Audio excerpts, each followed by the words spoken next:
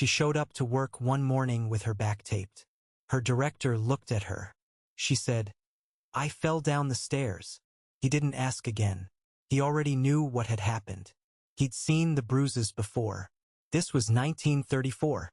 Barbara Stanwyck was the most electrifying actress in Hollywood, earning $50,000 a picture, making films that censors tried to ban because they were too honest about what women know. She was 26 years old, and every night she went home to the house she had paid for and the man inside it, and every morning she came back to set and did the work. The official story of this marriage, the story Hollywood told, the story that ended up in every biography and tribute in film history, is that Frank Fay made Barbara Stanwyck. He brought her west. He opened the doors. He built her.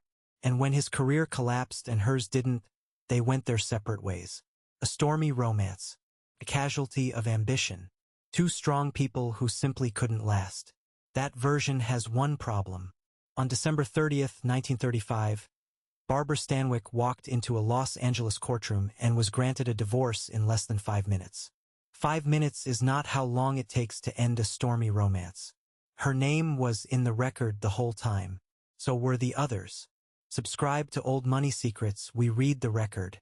To believe the official story, you have to start where the official story starts. Not with the taped back, not with the fence, not with the empty purse. You have to start with the girl. Ruby Catherine Stevens was born on July 16, 1907, on Classon Avenue in Flatbush, Brooklyn. She was the youngest of 5 children.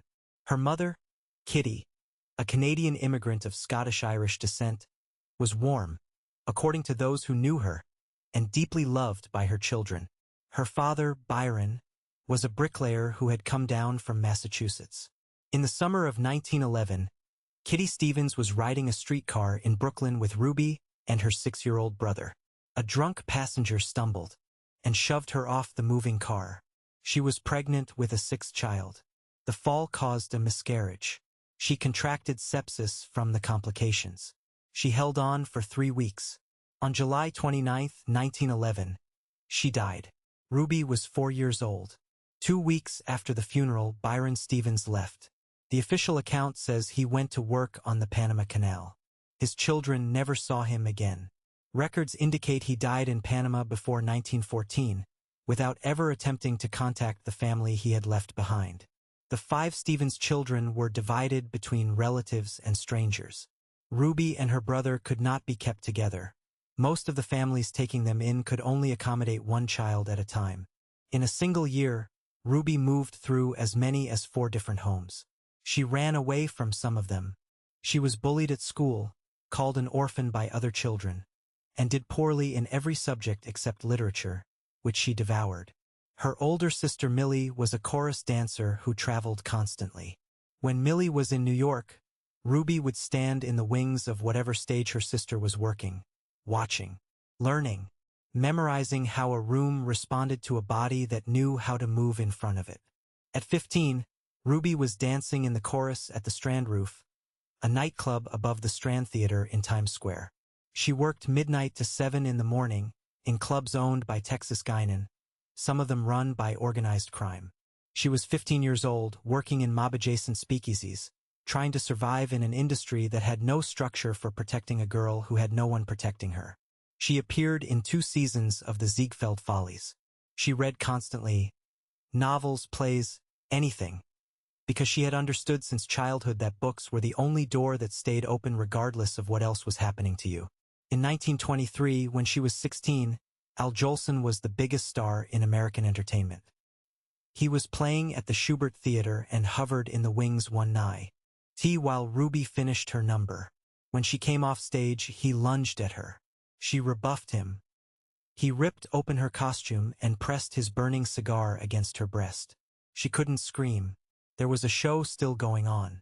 Victoria Wilson, in her biography of Stanwyck, confirmed this account against 2 separate eyewitness sources. The incident left physical scars that friends of Barbara's would notice for years afterward, cigarette burns on her chest, which she sometimes glimpsed when changing. She never spoke about it publicly. She never spoke about most of what happened to her before Broadway. What she said later in life when pressed was, "All right, let's just say I had a terrible childhood. Let's say that poor is something I understand. By 1926, she had her name, not her real name. A theatrical manager named Willard Mack had her introduced to him at a pub called Billy Lahiff's, where show people gathered. He was casting his play The Noose and offered her a part. He renamed her, stitched together from an old playbill for a play called Barbara Fritchie, which starred an actress named Jane Stanwyck. Ruby Stevens became Barbara Stanwyck at 19 years old. Mack coached her intensively. He taught her that acting was thinking, and that thinking was feeling. He gave her one play a day to practice before rehearsals. And when she stepped onto the Broadway stage on October 20th, 1926, in a single scene, a cabaret girl begging the governor for the body of her executed lover, she stopped the show. The New York Telegram wrote that after her speech, there was nothing for the governor to do but to reprieve the boy. If he hadn't, the weeping audience would probably have yelled till he did. She was 19 years old. She had no formal training. She had never had an acting lesson. And she was extraordinary. The production ran 197 performances. When she moved to burlesque in 1927, critic Alexander Wolcott praised her mastery of those little aching silences. Walter Winchell wrote that her performance was so moving, she made you fear that you were effeminate. The whole of Broadway was watching, including Frank Fay. Frank Fay was 36 when he met Barbara. She was 20. He was, by any measure, one of the most successful performers in America, reportedly earning $17,000 a week at the height of his vaudeville career. That is not a misprint. Jack Benny credited him as an influence. Jimmy Cagney, according to Wilson's research, said he had learned how to act by watching Frank Fay. He was witty, graceful on stage, the kind of man who made performing look effortless. He was also, behind all of it, a heavy drinker with 3 previous marriages, a hair-trigger temper, and a need for control that his friends had learned to work around. Barbara had heard the stories. A mutual friend later remembered the nights the 3 of them would meet at Reuben's restaurant after their shows. Barbara was mad about him, she said.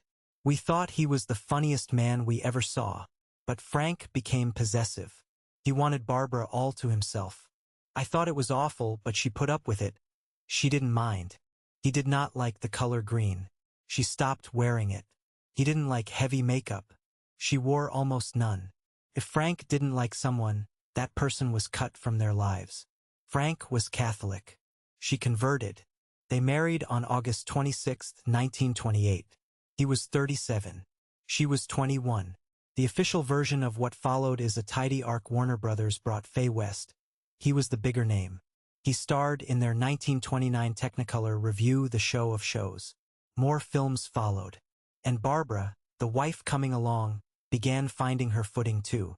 But the timing was catastrophic for Fay. The musical review format he excelled in fell out of fashion almost immediately. His style, built for live rooms, for the energy between a performer and an audience that could feel him back, had nowhere to go in front of a camera that simply watched him alone. Film audiences stayed cold. His pictures underperformed, one after another, and Barbara's pictures did not.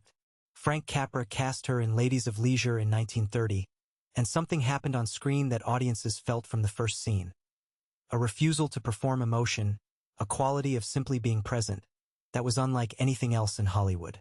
The San Francisco Chronicle's film critic would write decades later that if you had never seen Stanwyck in her early work, you had never really seen Stanwyck. She had, he wrote, a wonderful quality of being both incredibly cool and yet blazingly passionate. Night nurse, baby face, gambling lady. By 1933, she was one of the most sought-after actresses in Hollywood. What the official story never mentioned was this.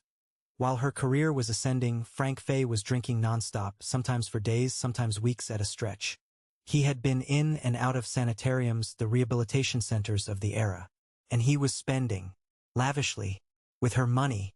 The official story calls this period turbulent. The trade papers used words like stormy and tempestuous. They acknowledged the drinking. They framed it carefully, a proud man, diminished by failure, a marriage under pressure, 2 headstrong people. When the divorce was announced in December 1935, The Los Angeles Evening Herald and Express ran a photograph of Barbara Stanwyck leaving the courthouse. The caption called her a beautiful screen star. It described Frank Fay as a comedian. It noted, almost as an afterthought, that the divorce had been granted in under 5 minutes. Barbara met Robert Taylor. A new chapter. The first chapter, 7 years, a career built inside a marriage, was labeled a difficult first marriage and filed away. That was the version that survived. The scene on the gambling lady set in 1934 is documented in Victoria Wilson's biography, drawn from production records and first-hand accounts.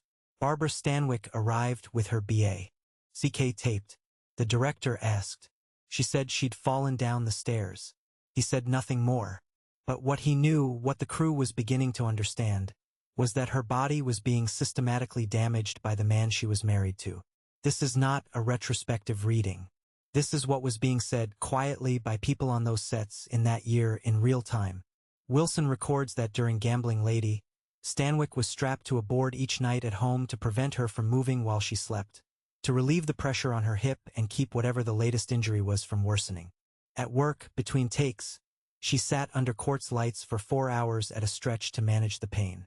She was 26 years old. Her injuries, a leg now measurably shorter than the other, a back that would never fully heal, were not explainable by stage work alone. People close to her knew this. Nobody said it publicly. Nobody put it in a press release. The director didn't report it. The studio didn't investigate. She came back the next morning and did the work. Here is what else the official version cannot explain. By 1934, the federal government had placed a lien on the Fay's earnings for more than $6,000 in unpaid back taxes. On their earnings, which by this point meant almost entirely hers. She was earning $50,000 a picture. He had stopped being cast.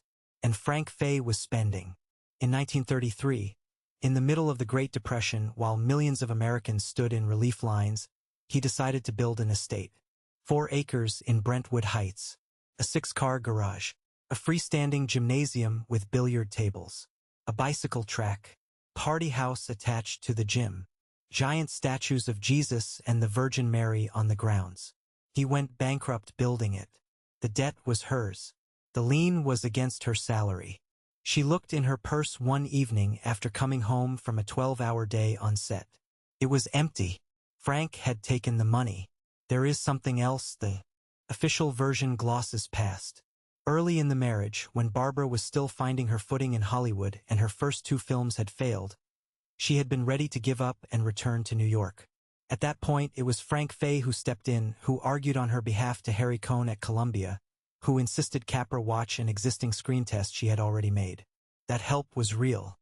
Without it, in that specific moment, the trajectory of her Hollywood career may have bent differently. But here is what the myth does with that fact. It makes the help the story. It makes the one moment of advocacy the frame through which 7 years of everything else disappears. A lie threaded with a thread of truth is nearly impossible to unravel, and Frank Fay understood this. He had spent his entire career as a performer knowing exactly how to control what an audience took away from a room. Christina Crawford, Joan Crawford's daughter, confirmed decades later what had been known to the neighbors in those years. Between 1932 and 1934, Barbara would slip through a gap in the fence on their property when things at home reached a point she could no longer manage. Quietly, in the dark, she would come across to the Crawfords' house and stay until it was safe to go back. She didn't use the front door of her own home. She went through a fence. The myth said she outgrew him. The record says she was escaping him. Frank Fay did not build this story alone. To understand how the official version was shaped, you need to understand what 2 separate parties, Frank Fay and the Hollywood studios, each needed it to be. Their interests were different, but they converged, and what they built together was almost seamless. Fay's public persona had always been rooted in a particular kind of confidence. Actor Robert Wagner, who knew the Hollywood world intimately, described him in his memoir in language that leaves nothing ambiguous. Fay was, Wagner wrote, one of the most dreadful men in the history of show business. A drunk, an anti-Semite, and a wife-beater. Comedy writer Milt Josephsberg recalled Fay using slurs against Jewish colleagues as routine.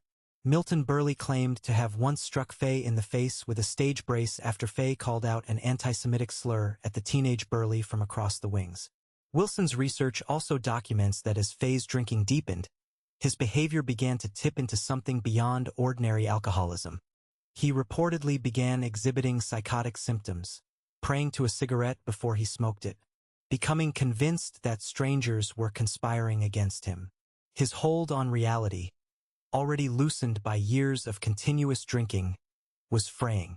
What Barbara was living with behind the gates of that Brentwood estate was not simply a difficult man whose career had failed. It was a man becoming increasingly detached from ordinary behavior, in a house she had paid for, with a child she had fought to adopt. And yet the story Faye needed, the story he built and circulated and allowed to harden into history, was the story of the mentor. He was the man who had made Barbara Stanwyck. He had brought her west. He had convinced Harry Cohn to cast her in Mexicali Rose. He had put her screen test in front of Frank Capra. Without him, there would have been no Barbara Stanwyck. This cast him not as an abuser whose wife had finally fled, but as a broken king whose greatest creation had outgrown him. The sad clown, the man undone by his own generosity. It was just true enough, that single fact, that one screen test, those few introductions, to make the rest hold. The studios cooperated for their own reasons. There was nothing for Warner's or Columbia to gain from the true story. One of their most valuable actresses, beaten in her home, while they collected her salary and said nothing. A scandal of that kind in 1935 did not destroy the man. It destroyed the woman. It raised questions about her judgment, her choices, her character. The Hollywood publicity machine was not designed to protect women. It was designed to protect the product. So the press releases said, stormy marriage, tempestuous romance, irreconcilable differences, two headstrong people. In the divorce proceedings, the language stayed deliberately narrow. Stanwyck testified she was unable to live with Faye or give her best work in films because he harassed her. The word harassed was what got into the public record. No journalist expanded on it. No follow-up story ran. The word appeared once, in a photo caption, beneath a picture of a beautiful screen star in court, and then the story moved on. What Faye built in the years after the divorce was a rehabilitation arc. In 1944, his career revived when the theater director Antoinette Perry, the woman after whom the Tony Awards are named, took a chance on the faded Faye and cast him as Elwood P. Dowd in Harvey on Broadway. The role was a gentle, unworldly dreamer who sees a 6'3" rabbit and whose innocence the world fails to understand. The play ran for 1,775 performances. Audiences adored him. He was beloved in a way his film career had never allowed.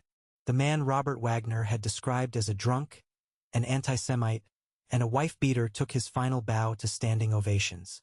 Then, in January 1946, just months after the end of World War II, a rally was held at Madison Square Garden. It was called the Friends of Frank Faye. It was organized by Franco supporters. White supremacists attended. No profile of Frank Faye as the heartbroken mentor mentioned this. His silence about what he had done to Barbara Stanwyck.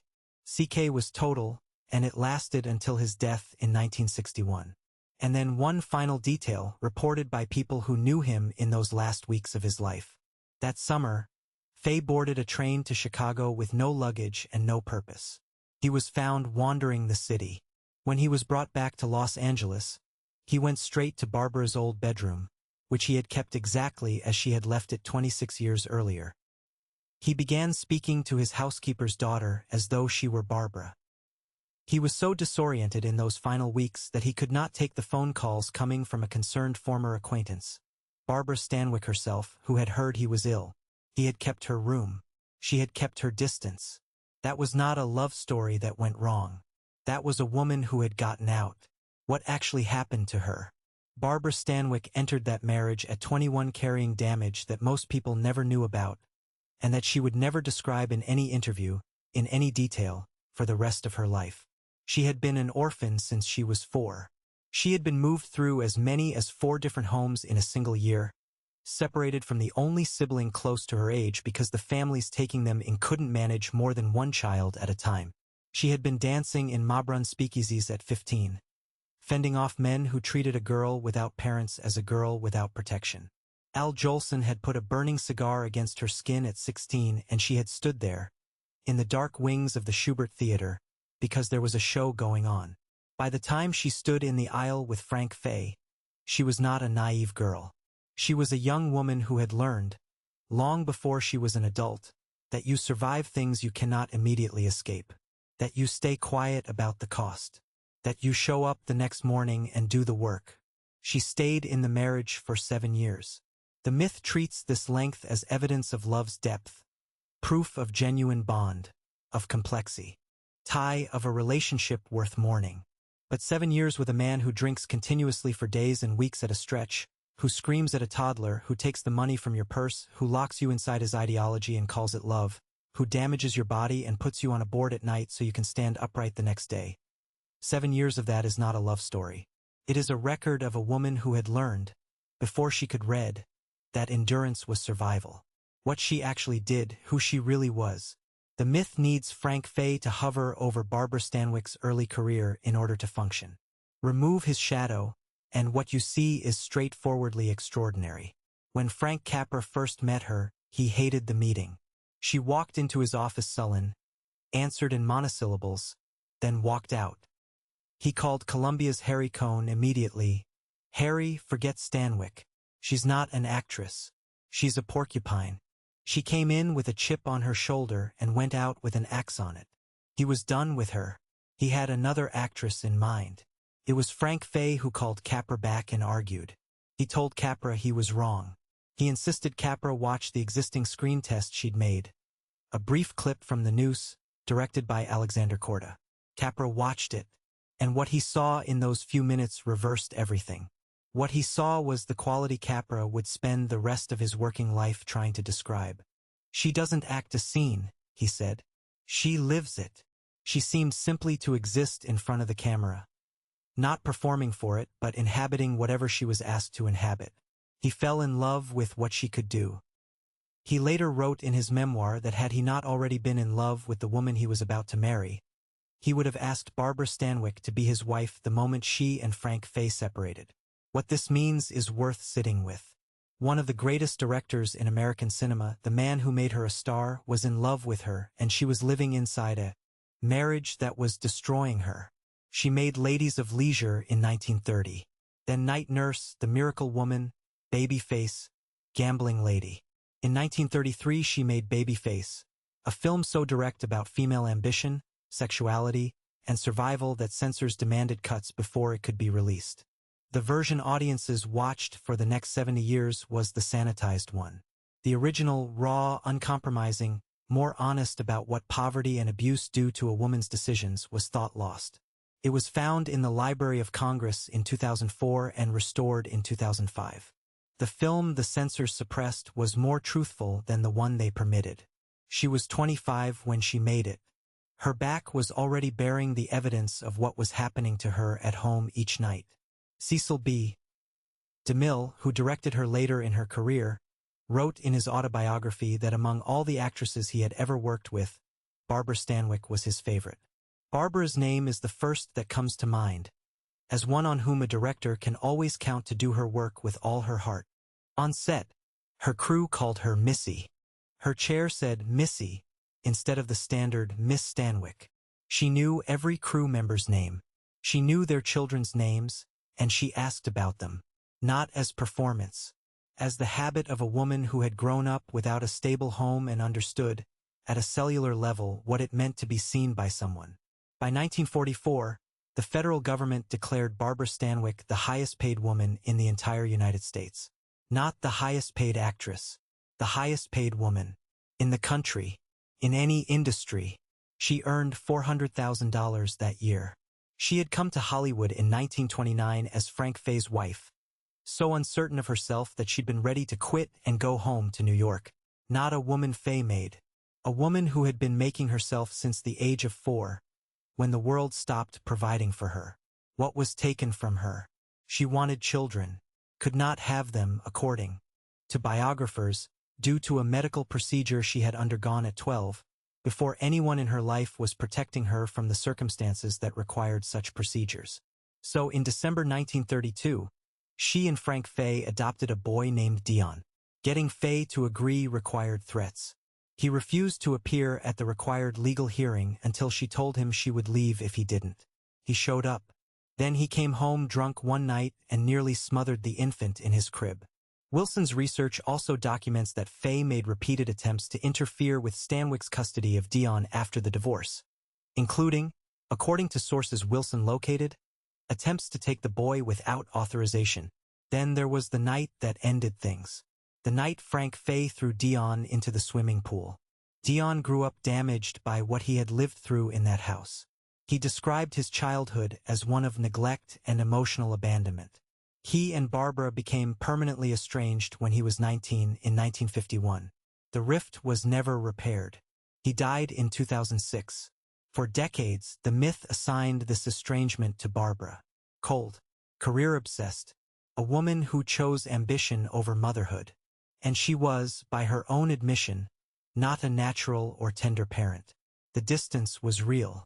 But the myth does not ask what a boy becomes when his earliest years are governed by Frank Fay.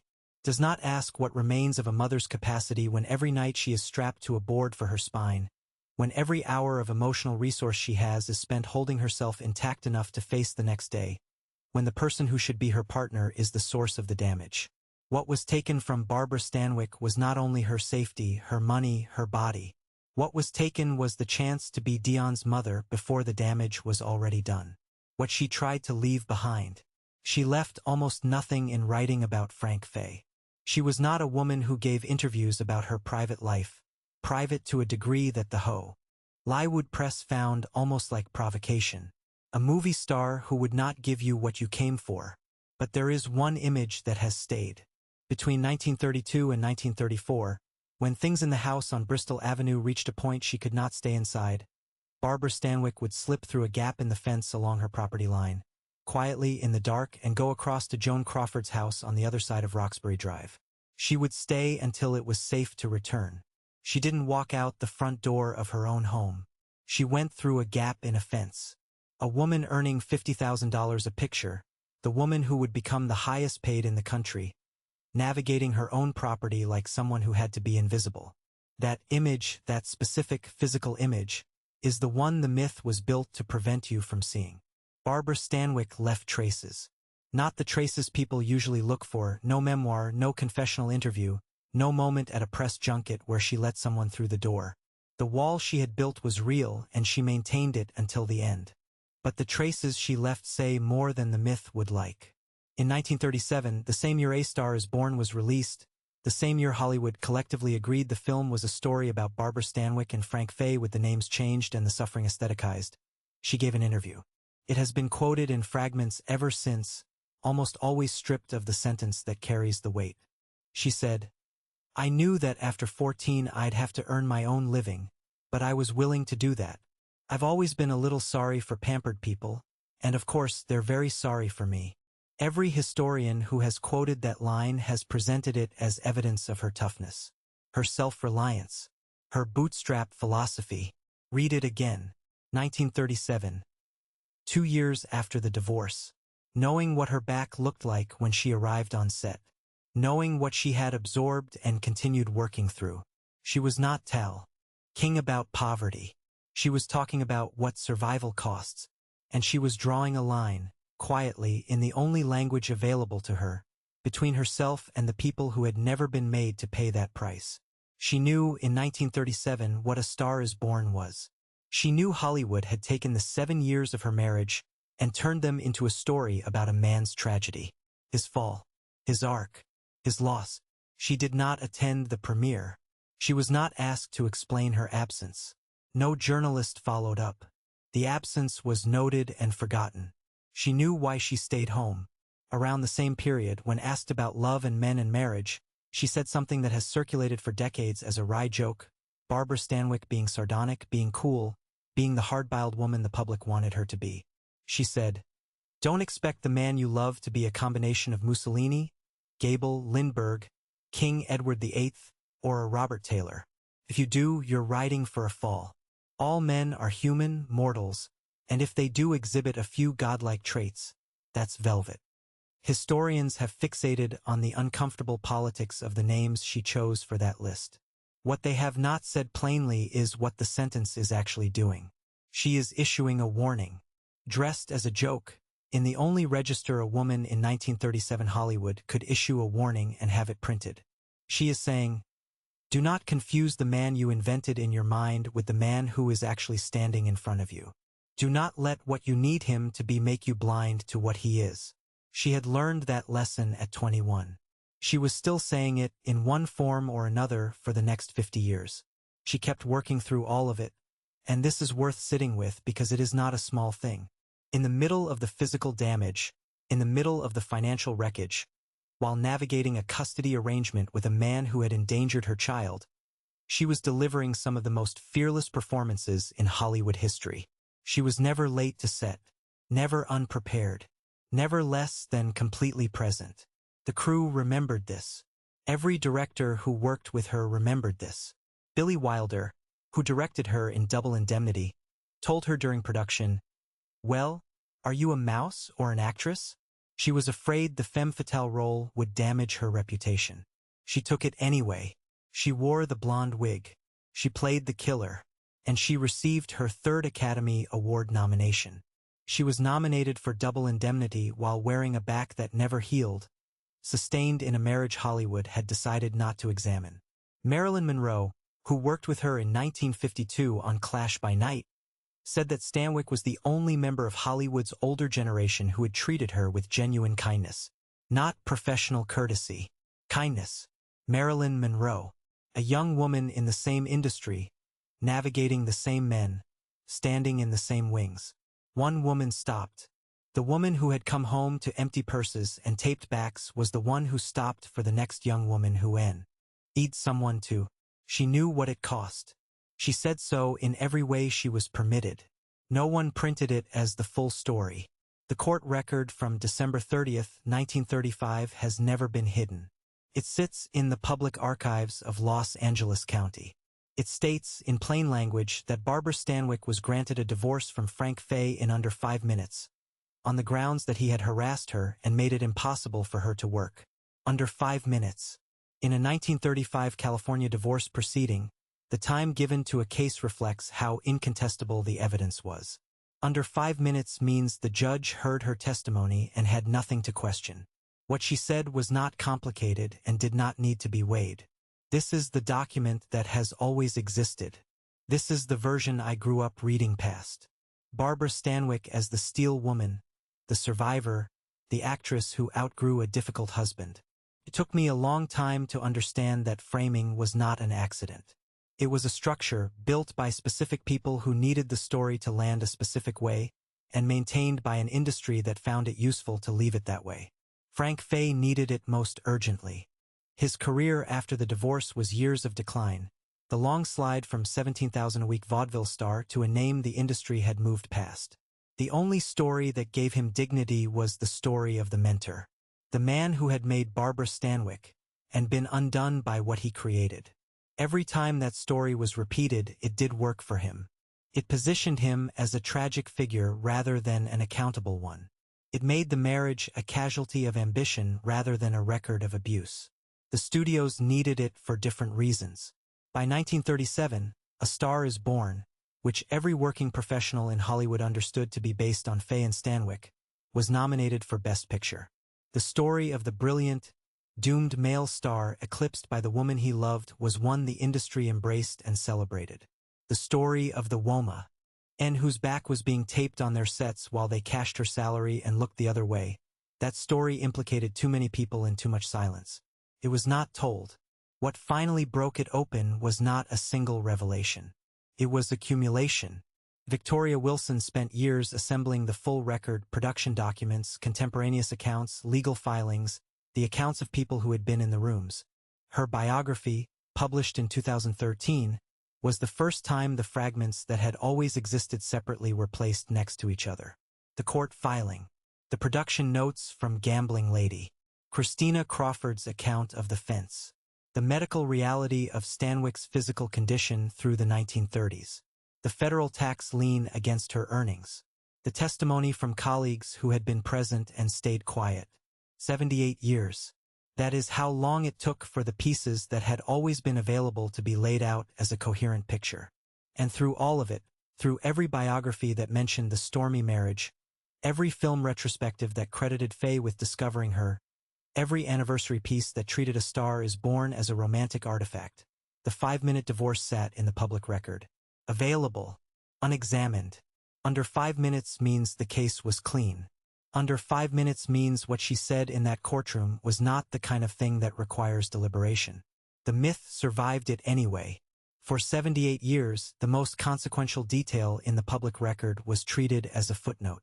What is true now is not a reinterpretation of Barbara Stanwyck's life. It is a correction. Frank Faye married a 21-year-old woman who was already one of the most gifted dramatic performers of her generation. He made introductions in the early months of their Hollywood life. He argued on her behalf to Capra. That is true. The talent those introductions led to was entirely, undeniably, permanently hers. She paid for the estate. He paid the tax debt. She funded the failed productions. She covered the reckless spending. She paid for the house he hurt her in. And she paid with her body, with a back that never healed, a leg permanently altered, pain managed between takes under quartz lamps on the sets of films that are now considered American classics. She carried that record for the rest of her life. For nominations across her career, Stella Dallas, Ball of Fire, Double Indemnity, Sorry Wrong Number. No competitive Oscar. She lost to Louise Rayner. She lost to Joan Fontaine. She lost to Ingrid Bergman. She lost to Jane Wyman. For Times. The Academy, the same industry that had taken 7 years of her first marriage and turned them into a celebrated film about a man's tragedy, never voted her the award in competition. By 1944, the federal government had declared her the highest-paid woman in the United States.